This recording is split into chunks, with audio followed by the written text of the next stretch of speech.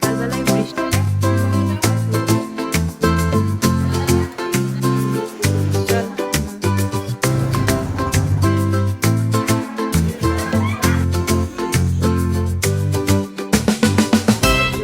Good morning and welcome back to my channel. আশা করি সবাই ভালো আছেন এবং সুস্থ আছেন, আমরাও ভালো আছি। তো আমার ছোটো ননদ আছে, ছোটো ননদের মেয়ে আছে, বেশ মজায় দিন কাটছে।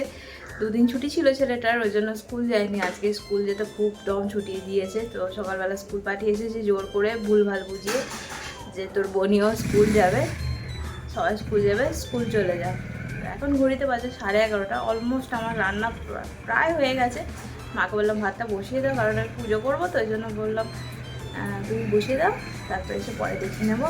আর মোটামুটি রান্না কমপ্লিট হয়ে গেছে। সুমন গেছে কলকাতা। চলুন দিনটা স্টার্ট করি, আশা করি এই ব্লগটা আমাদের খুব ভালো লাগবে।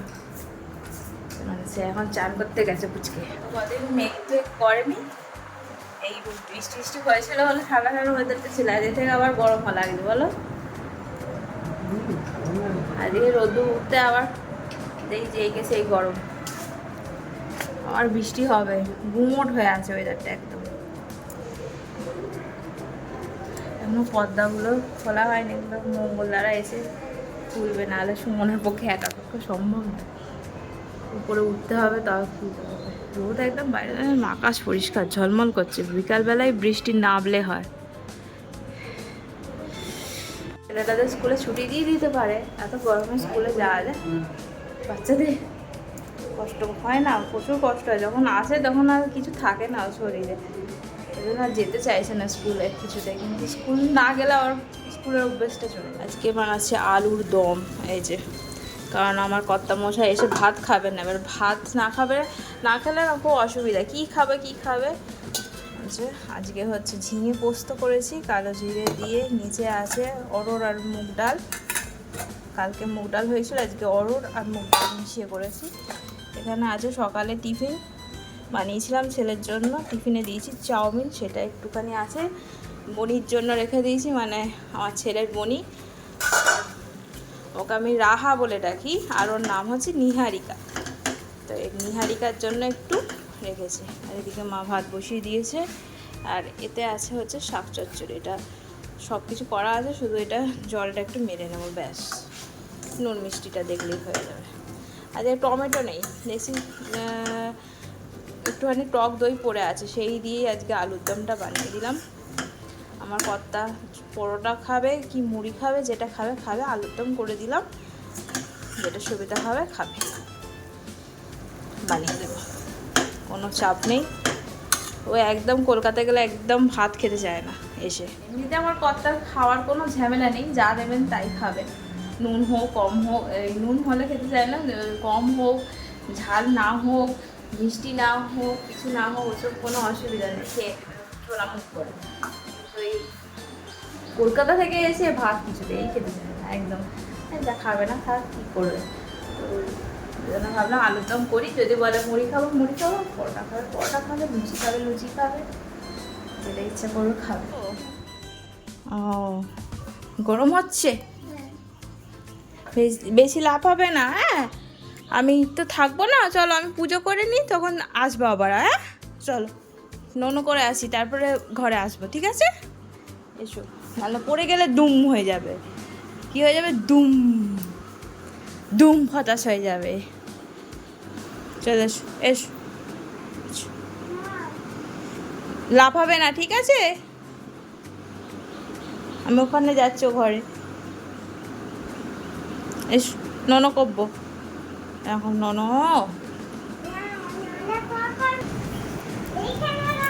হ্যাঁ এইখানে লাফো, এখানে বসো। হ্যাঁ, দুটোই চালাতে হবে। আচ্ছা,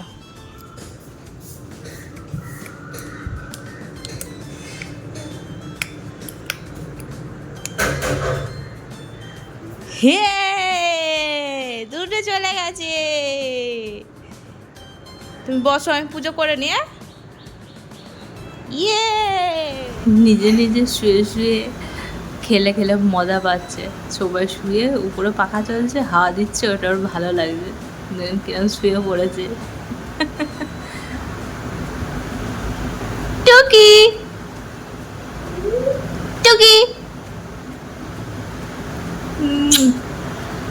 আমার সোনা, শুয়ে পড়ো, চুপা করে ফেলো। Hello, hi, what are you doing? শুয়ে পড়ছো?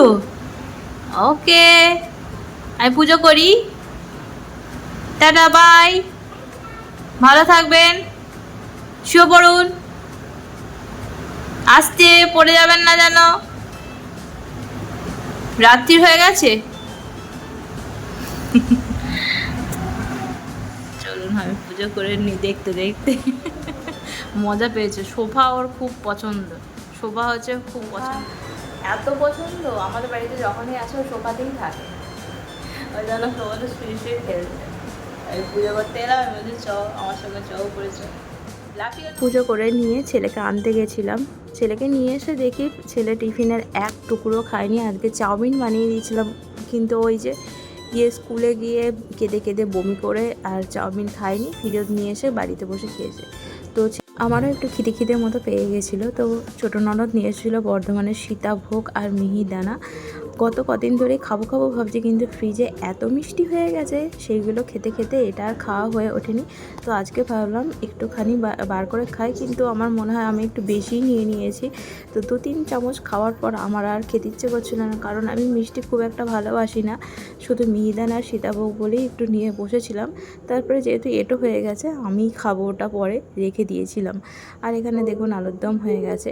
আর আজকে আমি বানাচ্ছি একটু অন্যরকম মাছ, কারণ ফ্রিজে না অনেকটা আর কি ধনেপাতা বেঁচে গেছে। অনুষ্ঠান বাড়ির জন্য নিয়ে আসা হয়েছিল, কিন্তু সবটা ইউজ করা হয়নি, ফেলে দেবো, নষ্ট হবে। তো ওই মাছ মাংসের মধ্যে দিয়ে দিয়ে আর কি তুলে দিচ্ছি। তো আজকে ভাবলাম বানাই হচ্ছে গ্রিন ফিশ আর কি। ওই বেশি কিছু দিইনি, বেশ খানিকটা ধনেপাতা, কাঁচা লঙ্কা, আদা, রসুন, ব্যাস এইটুকুই দিয়েছি, আর কিছু দিইনি। এখানে ভাতও ফুটছে, ভাতও হয়ে গেছে। তারপরে খাওয়া দাওয়ার পর এখানে আমরা 3 জনে মিলে চলে এসেছি উপরে। আজকে রাহা আমাদের সঙ্গেই শুয়েছিল, আর শুয়ে শুয়ে আমার ছেলের আগে হচ্ছে ও ঘুমিয়ে পড়েছে। ওকে যেহেতু ওর মা বলেছে চুপ করে গিয়ে দাদার পাশে শোবে, তো ও চুপ করেই শুয়েছিল, একটু নড়েওনি চড়েওনি, আর চুপচুপ করে ঘুমিয়ে পড়েছে। তারপর সন্ধেবেলা আমাদের একটু ঘুরতে যাওয়ার কথা ছিল, ওই সিঙ্গুরের মন্দিরে যাব।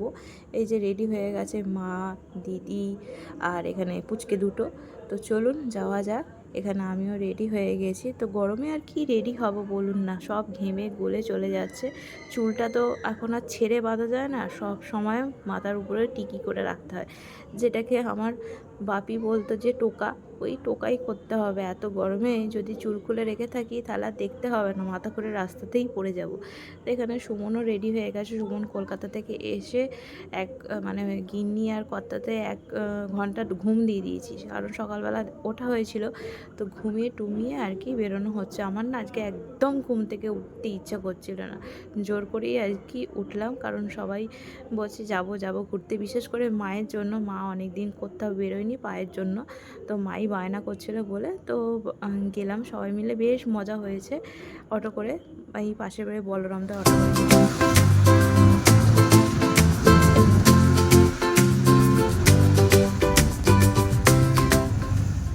এই গরমে সত্যি কথা বলতে কোথাও বেরোতে হলে 7বার ভাবতে হয় যে বেরোবো বেরোবো, কারণ একদমই ইচ্ছা করে না, কিন্তু বিকালের টাইমটা বেশ ভালো লাগে। তো এই যে আমাদের সিঙ্গুরের মন্দিরে চলে এসেছি, তো সবাই মিলে যাচ্ছি। কিন্তু আমাদের ভাগ্যটা এতটাই ভালো, জানি না হয়তো ঠাকুরের দর্শন দেবে বলেই আর কি ঠাকুর আমাদের আজকে টানিয়েছে। তো ঠাকুরের মন্দির যতবার এসেছি ততবারই বন্ধ পেয়েছিলাম, কিন্তু আজকে দেখুন গেটটা খোলা আছে। আগেরবার একবার এসেছিলাম মায়ের সঙ্গে, তখন নয় একটু বিকাল বিকালে এসেছিলাম, তাই মন্দিরটা খোলা ছিল।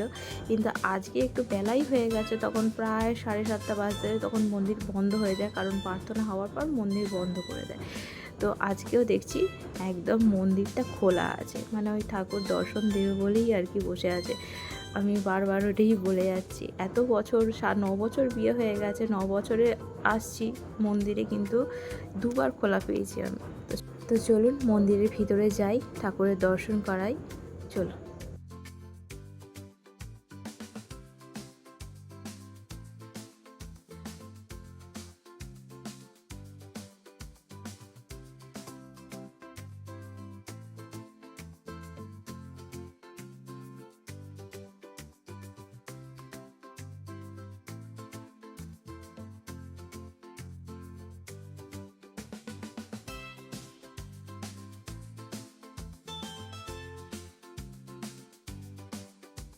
এই যে ফটোগুলো দেখতে পাচ্ছেন এগুলো সব হচ্ছে আমাদের গুরুদেবের ছোটোবেলা থেকে একদম বড় বয়স পর্যন্ত ফটো, ফ্যামিলির সব ফটো টাঙানো আছে, যেগুলো দেখতে ভীষণ ভালো লাগছিলো। পুরানো দিনের ফটো দেখতে বেশ ভালো লাগে, তাই না?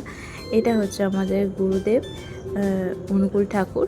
তো চলুন, এই দেখুন এদের হচ্ছে মজা। এর এত আনন্দ পেয়েছে কি বলবো, মানে ছুটে ছুটে যতক্ষণ ছিল ছোটাছুটি করেছে। তারপরে চলে এসেছি মায়ের দর্শন করে, তো না করে তো আমরা যেতে পারি না। এটা হচ্ছে ডাকাতে কালী মা। যারা আমার আগে ব্লগ দেখেছেন তারা হয়তো আমার ব্লগে অনেকবার দেখেছেন। তো মা সবার মঙ্গল করুক। আর একবার আপনাদের দর্শন করিয়ে দিলাম। ঠাকুরের দর্শন কে কজন পায় বলুন না, কিন্তু এই যে আমরা পাচ্ছি ঠাকুরের দর্শন, এটা আমাদের অনেক অনেক অনেক ভাগ্য, তাই না? এখানে আমার ছেলে পয়সা দিচ্ছে আর ওই যে পুচকে দুজনে মিলে পয়সা দেওয়ার কম্পিটিশান হচ্ছে। ও দিচ্ছে একটা করে, এও দিচ্ছে একটা করে। তো এই দিকটা করে ঘিরে দিয়েছে, কারণ দুদিন আগে ছিল পুজো ঠাকুরের। আমি জানতাম না, আমি যদি জানতাম তাহলে সুমনকে বলতাম যে চলো ঘুরে আসি। মানে দুদিন আগেই আর কি পুজো হয়েছে। ফেরার পথে একটা ইস্কনের মন্দির আছে, সেখানেই যাওয়ার কথা ছিল, কিন্তু মন্দিরটা বন্ধ হয়ে গেছিলো। তখন মা বলছে এখানে কিছু খাওয়াবি না। তখন এখানে খাওয়া দাওয়া হয়েছিল মোমো, চাউমিন আর রোল, যেটা ছিল একদম পিওর ভেজ উইদাউট গার্লিক পর্যন্ত। বেশ ভালো খেতে ছিল, যদিও আমার ভেজ খাবার পছন্দ নয়, কিন্তু তবুও ভালো লেগেছিলো। তো ব্লগটা এখান পর্যন্ত। ভালো লাগলে একটা লাইক করে দেবেন, সাবস্ক্রাইব করবেন। টাটা।